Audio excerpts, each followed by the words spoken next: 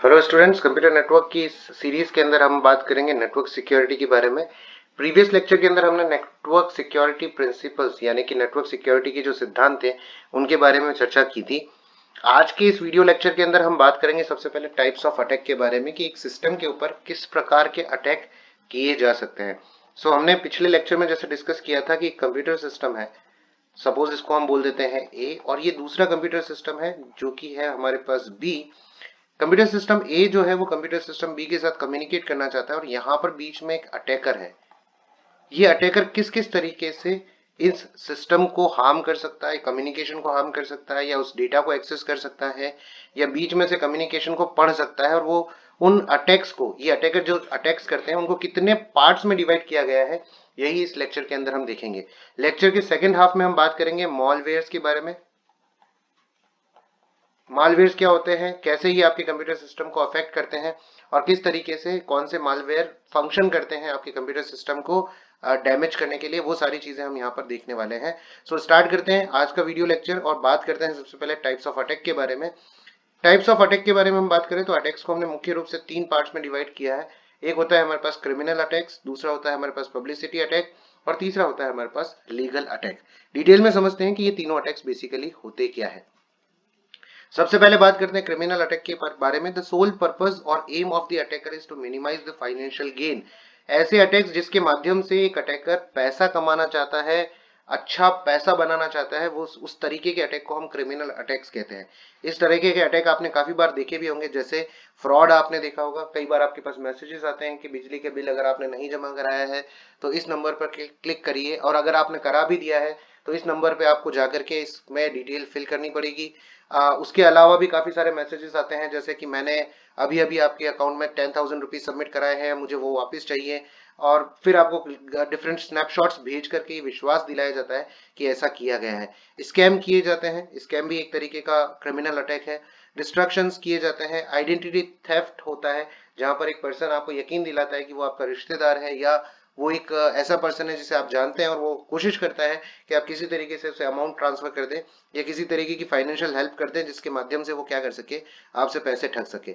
Intellectual property theft, आप किसी और के द्वारा बनाए हुए किसी मॉडल को, किसी सिद्धांत को अपना बता करके उसको यूज कर लेते हैं और उसके उससे पैसा कमाते हैं, तो उस तरीके के फ्रॉड्स या अटैक्स जो होते हैं वो सारे बेसिकली क्रिमिनल अटैक के अंदर आते हैं। तीसरा होता है जो लास्ट टाइप का अटैक है इसके अंदर, वो हो जाता है ब्रांड थेफ्ट। किसी अच्छे ब्रांड के कॉपीज निकालना या उसकी कॉपीज जनरेट करके उसको बेचना मार्केट में फर्स्ट कॉपी के तौर पे, ये भी क्रिमिनल अटैक के अंदर आते हैं। अगर ऐसा कोई भी अटैक या ऐसा कोई भी ऑपरेशन अगर हम परफॉर्म कर रहे हैं तो ये बेसिकली क्रिमिनल अटैक के अंतर्गत आते हैं। नेक्स्ट बात करते हैं हम पब्लिसिटी अटैक के बारे में। पब्लिसिटी अटैक में क्या होता है, जब अटैकर जो होता है वो पैसा नहीं चाहता है, वो किसको ढूंढ रहा होता है सर, वो फेम को ढूंढ रहा होता है। वो चाहता है कि उसकी पब्लिसिटी हो, सब लोग उसे पहचाने कि ये वो पर्सन है जिसने अटैक किया था। तो आपने कई बार सुना होगा, जब कोई बड़ा अटैक किसी बैंक के ऊपर होता है तो जो पर्सन होता है वो अपनी आइडेंटिटी खुद रिवील करता है कि मैंने ये अटैक जो इनिशिएट किया था वो मैंने किया था, ताकि लोग उसको जाने, अटैकर कम्युनिटीज जो है वो उसको पहचानने लगे। इस तरीके के अटैक्स जो होते हैं वो जनरली यूनिवर्सिटी के जो स्टूडेंट्स होते हैं, ग्रेजुएट्स होते हैं, जो नया नया अटैक सीख रहे होते हैं या हैकिंग सीख रहे होते हैं, एथिकल हैकिंग सीख रहे होते हैं, जो एथिकल हैकिंग सीख रहे होते हैं, उस तरीके के स्टूडेंट्स और यूनिवर्सिटी के जो ग्रेजुएट्स होते हैं वो इस तरीके के अटैक करते हैं ताकि लोग उनको पहचाने कि ये भी now they are into ethical hacking, और इसने इतना बड़ा एक अटैक जो है वो इनिशिएट किया था। इसका मकसद बेसिकली पैसा कमाना नहीं होता है, पब्लिसिटी कमाना होता है। लास्ट जो अटैक है, जो कैटेगरी है अटैक की, वो आती है लीगल कैटेगरी के अंदर। इसका मतलब क्या हुआ सर, ये कैटेगरी बेसिकली क्या डिवाइड कर रही है आप किसी भी तरीके का अटैक कर रहे हैं तो वो इन तीन कैटेगरी में से किसी एक कैटेगरी में होगा। अगर अटैकर जो है उसने अटैक किया है पैसा कमाने के लिए तो क्रिमिनल अटैक्स के अंदर आएगा। उसने पब्लिसिटी के लिए अटैक किया है तो ऑब्वियस सी बात है कि वो पब्लिसिटी अटैक के अंदर आएगा। और अगर वो कोई भी सॉफ्टवेयर के अंदर कमी बताने के लिए उसने किया है, लीगली किया है, लीगली करने का मतलब एथिकल हैकर वो है, और वो किसी सिस्टम को मॉनिटर कर रहा है कि सर इस सिस्टम को और अच्छा बनाना है, कंपनी को इन्फॉर्म करता है कि सर इस तरीके का बग आपके सॉफ्टवेयर के अंदर है जिससे कोई भी पर्सन आपके डेटा को हैक कर सकता है, तो वो लीगल अटैक के अंदर आता है। यहाँ पर attacker tries to make the जज और jury doubtful about the security of the computer. तो आप ये कह सकते हैं कि फॉर से एग्जांपल फेसबुक है, फेसबुक का कोई फीचर जो है वो आपने हैक कर लिया या आपने उस पर अटैक किया और उससे आपको डेटा एक्सेस मिल गया, फिर आपने वापस जा करके फेसबुक को बताया कि देखो आपके अंदर ये एरर है, आप इसको फिक्स करिए, अदरवाइज ये बहुत बड़ा अटैक हो सकता है। फेसबुक इस केस में आपको बाउंटी भी देता है। बाउंटी का मतलब क्या होता है सर? बाउंटी का मतलब होता है आपको अच्छा खासा पैसा दिया जाता है इस तरीके की वल्नरेबिलिटीज बताने के लिए, इस तरीके की कमियां बताने के लिए फेसबुक के अंदर। सो ये सारे लीगल अटैक के अंदर आ जाते हैं, जहां पर अटैकर बेसिकली फिर वापस से फर्म को इन्फॉर्म भी करता है कि देखो मैंने इस तरीके से कुछ एक्टिविटी परफॉर्म की थी और इस एक्टिविटी में ये पाया गया कि आपका डेटा जो है वो सिक्योर नहीं है। फायदा क्या होगा इससे? फायदा ये होगा कि फेसबुक जो है, जब वो हैकर बता देगा फेसबुक को, तो फेसबुक उसको पैक कर लेगा या उसको उसके फीचर्स जो है वो एनहांस कर लेगा, जिससे उसकी सिक्योरिटी जो है वो बढ़ जाए। और इसी वजह से फेसबुक जो है वो उसको एक अच्छा खासा अमाउंट भी पे करता है, जो कि ऑफिशियल होता है, सबको अनाउंस करके पे किया जाता है। ये बिल्कुल लीगल है। और काफी सारी कंपनीज इसको बाउंटी सिस्टम बोलते हैं, जहां पर अगर आप इन्फॉर्म करते हैं किसी पर्सन, किसी कंपनी को, बड़ी कंपनी को, कि आपके अंदर ये वल्नरेबिलिटीज है या आपके ऊपर ये अटैक किया जा सकते हैं, आप इसको फिक्स कर लीजिए, तो वो आपको काफी सारे रिवॉर्ड्स भी देती हैं, अमाउंट भी देती हैं। He tries to convince the jury that there is an inherent weakness in the system and he is done nothing wrongful। वो बताते हैं कि इस सिस्टम के साथ क्या क्या वीकनेसेस हैं जिनको करेक्ट किया जा सकता है। आगे अगर देखा जाए तो इनको दो तरीके से ग्रुप किया जा सकता है। इनके जैसे अगर अभी हम बात करें तो हमने कैटेगरीज के बारे में बात किया था कि अगर कोई भी अटैक होगा तो वो इन तीन कैटेगरीज के अंदर होगा।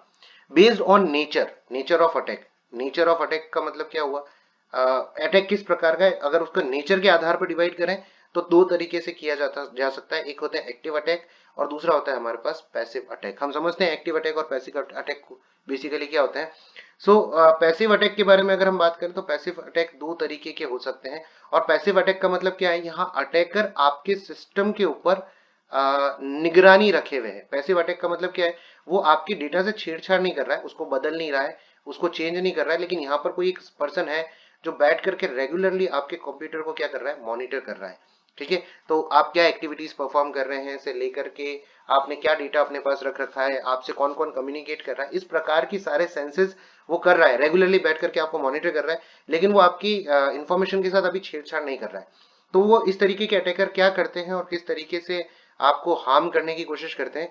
सो पैसिव अटैक में बेसिकली वो मॉनिटर कर रहा था काफी टाइम से कि आप क्या डेटा एक्सेस कर रहे हैं, क्या डेटा एक्सेस नहीं कर रहे हैं, कौन कौन आपसे बात कर रहा है। तो फिर बाद में वो क्या कर सकता है? वो रिलीज ऑफ कंटेंट कर सकता है। when we send a confidential message to a known person and the content of message is released to other against your wish।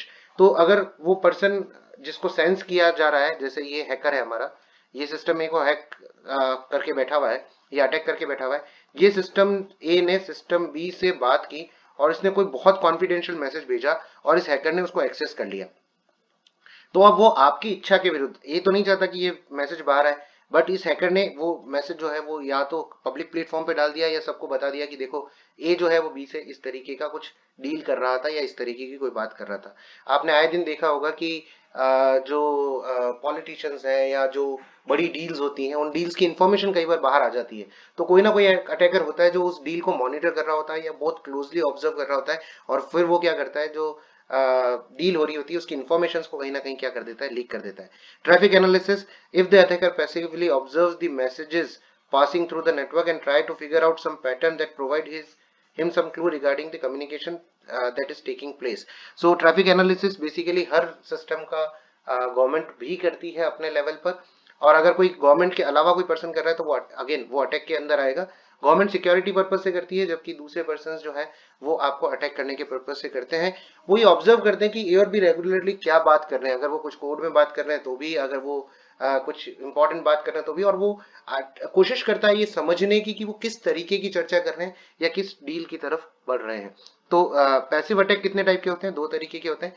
एक होता है रिलीज ऑफ कंटेंट, जहां आपकी इंफॉर्मेशन को आपकी इच्छा के विरुद्ध सबको बता दिया जाता है या पब्लिक प्लेटफॉर्म पे डाला जाता है, या आप किससे किससे बात कर रहे हैं उन कम्युनिकेशंस को पढ़कर ये अंदाजा लगाया जाता है कि ए और बी के बीच में आखिर चल क्या रहा है। ठीक है जी।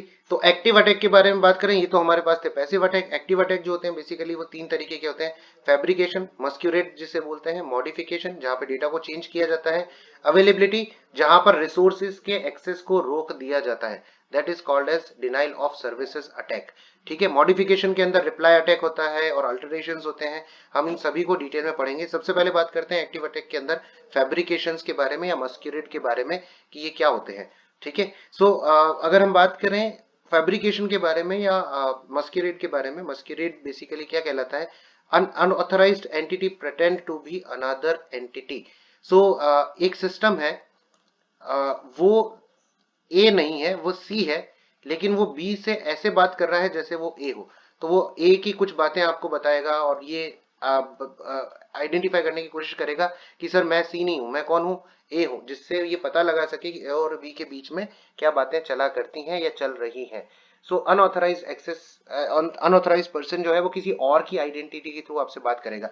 आप मेरे से पूछेंगे कि सर ये कैसे संभव है, जब सी है तो सी जब बात करेगा तो कई सारी ऐसे नेटवर्क के अंदर लूप होल्स होते हैं जहां पर आप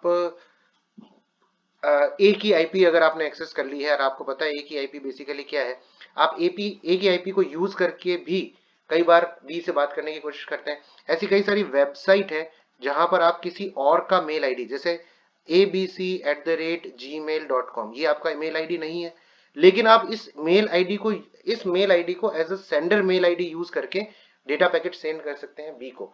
इससे बी को ये लगेगा कि ये ओरिजिनली abc@gmail.com से आया है, जबकि ये abc@gmail.com से नहीं आया हुआ होगा। इस तरीके के अटैक को मस्क्यूरेट बोला जाता है। मॉडिफिकेशन का मतलब क्या है सर, पैसिव अटैक के अंदर मॉडिफिकेशन में रिप्लाई अटैक होता है। रिप्लाई अटैक का मतलब सर ए और बी बात कर रहे थे और ए और बी की इंफॉर्मेशन को सी सुन रहा था। ठीक है जी, ए और बी बात कर रहे हैं आपस में, इसके बीच में खड़ा हो गया सी इन सारी मैसेजेस को सुन रहा था, फिर उसने कुछ मैसेज पैकेट्स ले लिए और उसमें कुछ चेंज करके या उन मैसेज पैकेट्स को बी को इस तरीके से भेजना स्टार्ट किया जैसे उसे लगे कि सर जो सी है वो ए ही है पर्सन जो उसको डेटा को क्या कर रहा है, भेज रहा है। So replay attack use to capture a sequence of events और some data to resend them. अपने पास रख लिया उसने, बाद में जाकर के ये क्या करेगा, रीसेंड करेगा, जिससे बी को ये विश्वास होगा कि शायद कम्युनिकेशन जो है वो ए कर रहा है। अल्टरेशन कर सकता है, ए ने बी को कोई पैकेट भेजा, उसके बीच में सी ने उसको एक्सेस कर लिया और उसके अंदर चेंजेस कर दिए, तो ये भी एक टाइप का अटैक है, मॉडिफिकेशन अटैक है। ये किसके अंदर आता है सर, एक्टिव अटैक में मॉडिफिकेशन के अंदर, अल्टरेशन के अंदर इस तरीके के अटैक आते हैं अगर आपने ओरिजिनल मैसेज के अंदर चेंज किया तो। डिनाइल ऑफ सर्विसेज, ये बहुत महत्वपूर्ण है। डिनाइल ऑफ सर्विसेज का मतलब क्या है, एक पर्सन है वो इस सिस्टम पे लॉगिन करना चाहता है, इस सिस्टम पे रखी हुई एप्लीकेशन के ऊपर लॉगिन करना चाहता है, समझिएगा इस चीज को। यहां पर वो क्या करना चाहता है, लॉगिन करना चाहता है, लेकिन एक सिस्टम और है या एक यूजर और है सी, जो कि एक सिस्टम लेकर के बैठा हुआ है और वो यहां से इसको बराबर रिक्वेस्ट भेज रहा है। ठीक है जी, तो अब क्या हुआ कि ये यूजर जो है, जो मेरा ओरिजिनल यूजर है, ऑथेंटिक यूजर है ए, ये इस सिस्टम को यानी कि सर्वर को यूज करना चाहता है, इस पर रखी हुई एप्लीकेशन को, लेकिन यहां पर एक पर्सन बैठा हुआ है सी, जो कि रेगुलरली इस सर्वर को बिजी रख रहा है। अब आप कहेंगे कि सर ये कैसे पॉसिबल होता है। जैसे एक छोटा सा एग्जांपल लेते हैं, गवर्नमेंट की कोई वेबसाइट है, उस गवर्नमेंट की किसी वेबसाइट के ऊपर कोई एप्लीकेशन चल रहा है या कोई क्या कहते हैं लॉगिन चल रहा है, और कोई एक पर्सन है जिसने ये आइडेंटिफाई कर लिया है कि सर इसको मैं किस तरीके से हैक कर सकता हूँ। उसने क्या किया, लॉगिन रिक्वेस्ट भेजना स्टार्ट की, और वो भी किससे, रैंडम यूजर आईडी से। ठीक है, तो वो रेगुलरली उस पे एप्लीकेशन के ऊपर लॉगिन रिक्वेस्ट भेज रहा है, डिफरेंट आईडी से भेज रहा है। हालांकि वो लॉगिन भी नहीं कर पा रहा होगा क्योंकि उसके पास ऑथेंटिक पासवर्ड नहीं होगा, लेकिन अभी सी जो है, जो सर्वर है आपका, वो सी के साथ बिजी हो गया है। तो अगर एक बार में वो 150 रिक्वेस्ट रेगुलरली भेज रहा है या 1000 तक रिक्वेस्ट बार बार भेज रहा है, तो किसी और पर्सन को उसका एक्सेस प्राप्त नहीं होगा। क्यों? क्योंकि अभी जो सर्वर है वो सी को रिप्लाई करने में बिजी है, वो ए से कम्युनिकेट नहीं कर पा रहा है क्योंकि सी ने उसको बिजी रखा हुआ है। इस प्रकार के जो अटैक होते हैं वो कहलाते हैं डिनाइल ऑफ सर्विसेज, जहां पर ए एक्सेस करना चाह रहा है लेकिन उसको सर्विस प्राप्त नहीं हो रही है क्योंकि सी ने उसको बिजी रखा हुआ है। ये कैसे किया जाता है सर, ये बोट्स के थ्रू किया जाता है ना, एप्लीकेशंस बनाई जाती हैं, वो एप्लीकेशन रेगुलरली चलती रहती है और लगातार एक ही आईपी के ऊपर वो आईपी किसकी होगी, इस सर्वर की होगी। इस पर रेगुलरली क्या करती रहती है, रिक्वेस्ट सेंड करती रहती है। रिक्वेस्ट रिक्वेस्ट रिक्वेस्ट जब जाती रहेंगी तो जो सर्वर होगा वो उस पर्टिकुलर पर्सन के साथ बिजी हो जाएगा और दूसरे पर्सन को उस पर एक्सेस नहीं मिलेगा। तो इस तरीके के अटैक को हम कहते हैं डिनायल ऑफ सर्विसेज अटैक। अब सर ये सिस्टम को हार्म करने के लिए जो सिस्टम रखा हुआ है, और अगर मैं इसको नुकसान पहुंचाना चाहता हूं या इस तरीके का कोई भी ऑपरेशन परफॉर्म करना चाहता हूं जो अटैक हमने देखे थे, तो हम कौन से सॉफ्टवेयर्स का इस्तेमाल करेंगे। वो सॉफ्टवेयर्स किस किस किस किस श्रेणी में आते हैं सर, वो सॉफ्टवेयर आते हैं मालवेयर्स की श्रेणी में। मालवेयर क्या होता है, ये एक मैलिशियस सॉफ्टवेयर होता है जो कि ईमेल के साथ या किसी लिंक के साथ अटैच होकर के आता है। और ये क्या करता है, ये बेसिकली आपके कंप्यूटर सिस्टम को हार्म करता है या एक्सप्लॉइट करता है नेटवर्क के ऊपर जो कंप्यूटर सिस्टम आपके रखे होते हैं। उससे डेटा चुरा सकता है, उससे मनी चुरा सकता है, क्योंकि आपकी काफी सारी कार्ड डिटेल्स वगैरह जो होती हैं वो यहाँ पर कंप्यूटर सिस्टम के अंदर आप स्टोर करके रखते हैं, या ऑनलाइन पेमेंट्स जब करते हैं तब आप उनकी इंफॉर्मेशन को एंटर करते हैं। तो सोचिए कि अगर पर्सन को आपके कंप्यूटर का एक्सेस मिल जाए, एक बंदा यहाँ पर बैठा हुआ है और वो अपना कंप्यूटर सिस्टम आपके कंप्यूटर सिस्टम से किसी तरीके से अटैच करके बैठा हुआ है, या उसने इस पे कोई मालवेयर भेजा हुआ है और उसका एक्सेस जो है इसको मिल गया है, तो आप सोचिए कि आप जो भी डिटेल्स डाल रहे हैं वो आपका अटैकर जो है वो भी रीड कर पा रहा है थ्रू दिस सॉफ्टवेयर, जिनको हम क्या बोलते हैं, मालवेयर्स। क्या होता है मालवेयर्स, ये एक मैलिशियस सॉफ्टवेयर है जो कि किसी लिंक के माध्यम से या ईमेल के माध्यम से भेजा जाता है। क्यों भेजा जाता है, ताकि आपके कंप्यूटर को एक्सप्लॉइट किया जा सके, उसको यूज किया जा सके आपकी परमिशन के बिना, जिसमें से डेटा और मनी को क्या किया जा सके, चुराया जा सके। तो ये बेसिकली मालवेयर्स करते हैं। टाइप्स ऑफ मालवेयर्स के बारे में बात करें, कितने टाइप के होते हैं मालवेयर्स। एडवेयर, ये सबसे कॉमन अटैक है जो कि आपके कंप्यूटर सिस्टम पे आपने होते हुए देखे होंगे। एडवेयर सर्व्स एज अनवांटेड और मलिशियस एडवर्टाइजिंग। आपने कभी भी वेबसाइट खोली होगी तो उसके ऊपर अननेसेसरीली आपको एडवर्टाइजमेंट दिखने को मिलते हैं। आपको पूरी वेबसाइट नहीं दिख रही होती है, वेबसाइट के 90% कंटेंट पे आपने वेबसाइट ओपन की, वेबसाइट के 90% कंटेंट पे ऐड चल रहा होगा यहाँ पर। ठीक है, तो इसका मतलब उस वेबसाइट को हैक कर लिया गया है या उस वेबसाइट को गलत तरीके से यूज किया जा रहा है और उस पर एडवर्टाइजमेंट दिखाए जा रहे हैं। ओरिजिनल कंटेंट जो है वो मेरा कंटेंट बहुत कम मात्रा में दिखाया जा रहा है या उसको मैं इजीली एक्सेस नहीं कर सकता हूँ। ये हार्मलेस है, ऑब्वियस सी बात है, ये आपके सिस्टम को हार्म तो नहीं करते हैं, लेकिन ये इरिटेटिंग होते हैं। मतलब इरिटेटिंग का मतलब आप रिजल्ट देखना चाहते हैं, सपोज रिजल्ट की वेबसाइट आपने खोली और रिजल्ट की वेबसाइट पे आपको ऐड ही ऐड दिख रहा है, आप बार बार उसके क्रॉस पे लिंक पे क्लिक करते हैं, यहाँ पे एक छोटा सा क्रॉस बना होता है, इसको क्लिक करते हैं, ये ऐड बंद हो जाता है, दूसरा ऐड ओपन हो जाता है, फिर उसको क्लिक करते हैं, तीसरा ऐड ओपन हो जाता है। तो रेगुलरली ऐड ओपन होते जा रहे हैं, ये इरिटेटिंग होते हैं नेचर में, ये बहुत इरिटेट करते हैं यूजर को और उसके जो परफॉर्मेंस है उसको क्या करते हैं, डिग्रेड करने की कोशिश करते हैं। फाइललेस मालवेयर्स, फाइललेस मालवेयर्स का मतलब क्या होता है सर, ये सॉफ्टवेयर इंडिपेंडेंट नहीं होते हैं। ठीक है, ये जो मालवेयर्स होते हैं वो इंडिपेंडेंट नहीं होते हैं, ये किसी ना किसी जो सॉफ्टवेयर आपके सिस्टम पे ऑलरेडी चल रहा है उसके साथ अटैच हो जाते हैं और फिर आपके सिस्टम को क्या करते हैं सर, ये एग्जीक्यूटेबल फाइल्स जो आपके सिस्टम है उसको इन्फेक्ट करने की कोशिश करते हैं या उनसे डेटा निकालने की कोशिश करते हैं। यही हमारे क्या कहलाते हैं, फाइललेस मालवेयर्स कहलाते हैं। वायरसेस, सबसे कॉमन मालवेयर्स अगर आपने देखे हैं तो सबसे कॉमन मालवेयर्स के अंदर जो सबसे इंपॉर्टेंट आता है वो कौन सा आता है, वायरस आता है। वायरस के बारे में आप सबने सुना है। वायरस क्या कर सकता है, वायरस बेसिकली आपके सिस्टम को इनक्रप्ट कर सकता है, करप्ट कर सकता है फाइलों को डिलीट कर सकता है और डेटा को एक जगह से दूसरी जगह पर मूव कर सकता है। ठीक है, a virus infects other programs and can spread to other system in addition to performing its own activities. The virus is attached to a file and it executed once the file is launched. So अगर virus को भेजूं तो virus को कैसे भेज सकता हूं, आपका system है, आप सिस्टम के ऊपर कुछ काम कर रहे थे, मैंने आपको एक ईमेल भेजा, उस ईमेल में लिखा हुआ था कि मेरे आपकी $200 की लॉटरी लगी है, आपने उसको क्लिक किया, उसके साथ एक पिक्चर थी या उसके साथ सपोज एक फाइल और थी, आपने उसको डबल क्लिक किया और जैसे ही डबल क्लिक किया ये जो सॉफ्टवेयर है वो आपके सिस्टम के ऊपर क्या हो गया, इंस्टॉल हो गया, जो उसके साथ आया था। और वो जो सॉफ्टवेयर इंस्टॉल हुआ, वो जो मालवेयर इंस्टॉल हुआ वही क्या था, वायरस।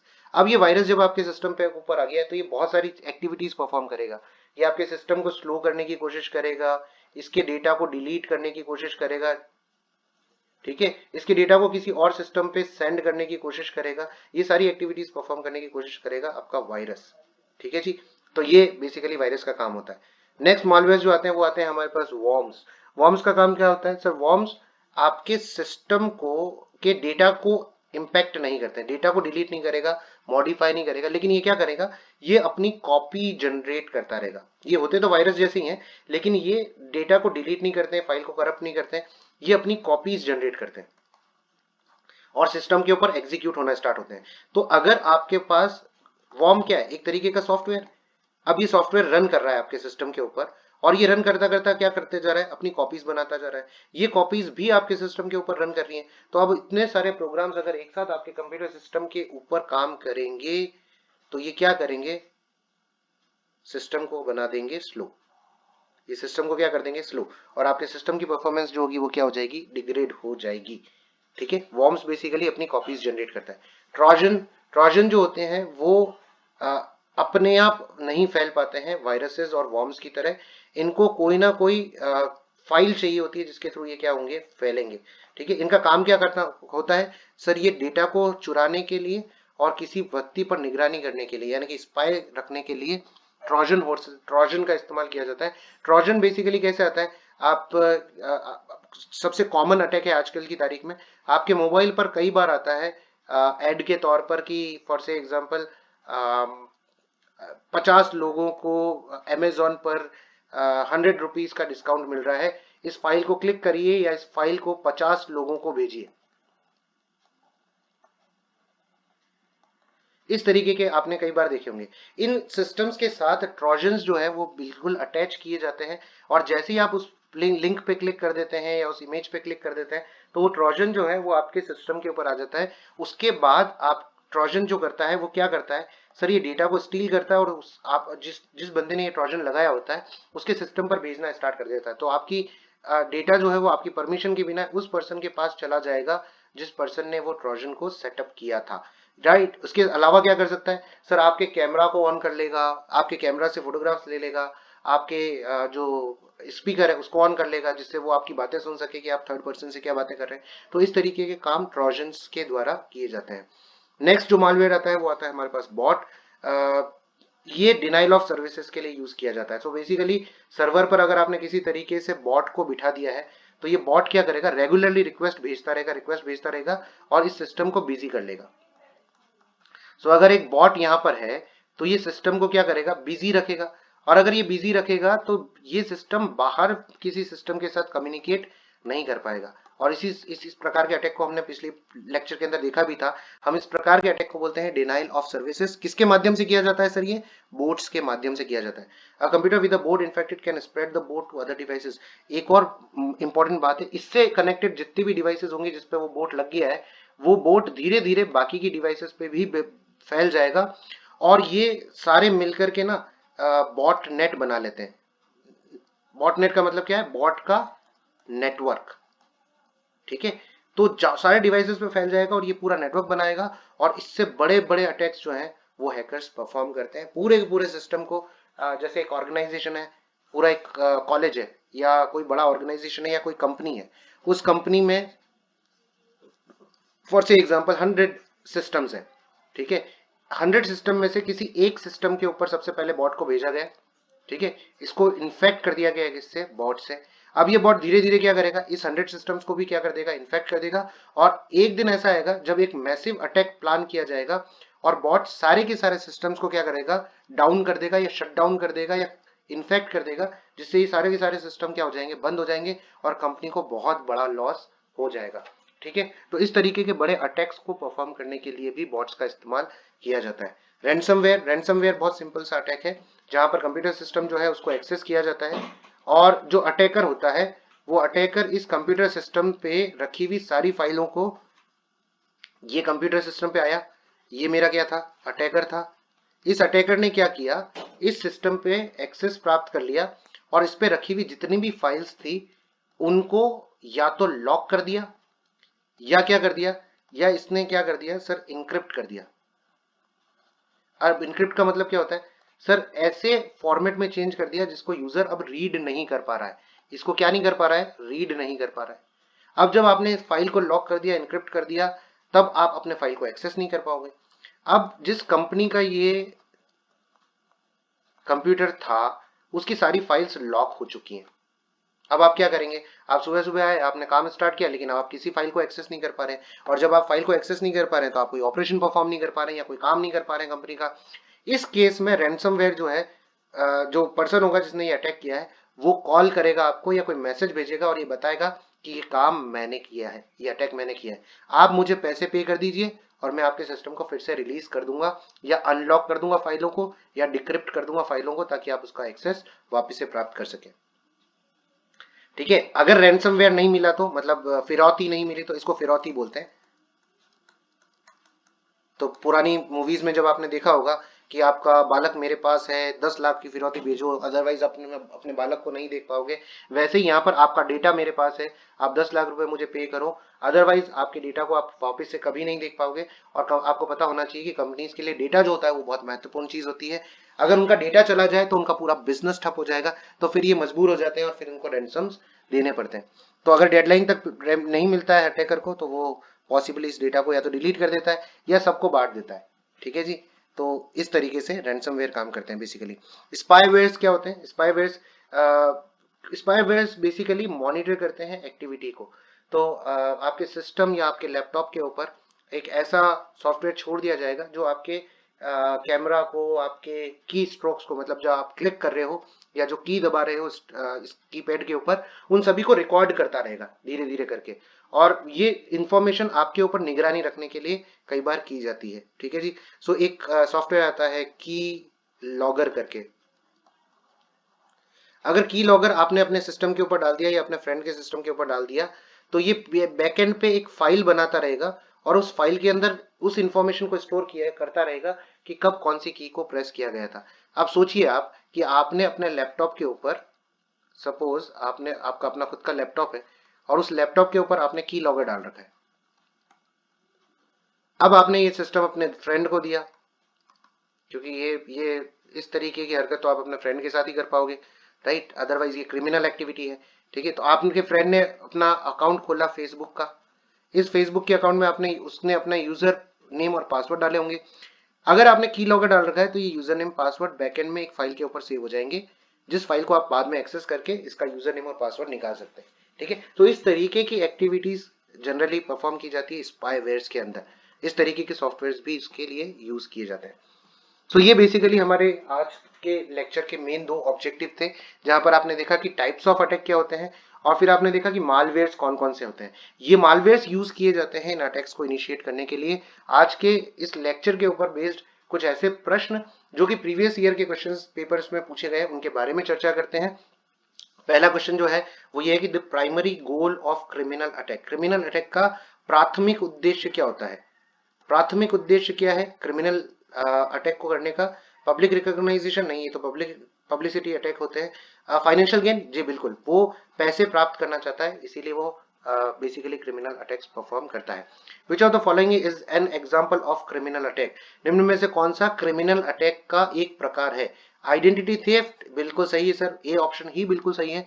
आइडेंटिटी थेफ्ट का मतलब मैंने किसी और की आइडेंटिटी इख्तियार कर रखी है, मैं किसी और का मेल एड्रेस यूज कर रहा हूँ कम्युनिकेट करने के लिए, जिससे मैं पर्सन बी से ए की इंफॉर्मेशन को निकाल सकूं, तो ये क्रिमिनल अटैक का ही एक प्रकार है। Publicity attack are generally committed by, publicity attack किनके द्वारा सामान्य रूप से किए जाते हैं?